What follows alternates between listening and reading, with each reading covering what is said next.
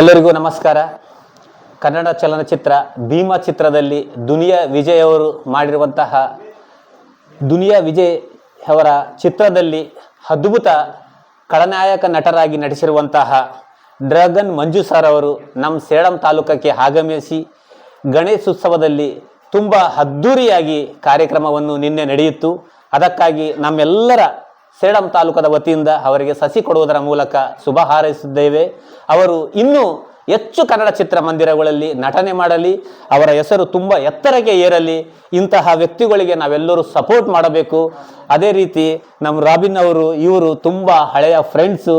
ಅದಕ್ಕಾಗಿ ನಾವೆಲ್ಲರೂ ಅವರಿಗೆ ಶುಭ ಹಾರೈಸ್ತಾ ಇದ್ದೇವೆ.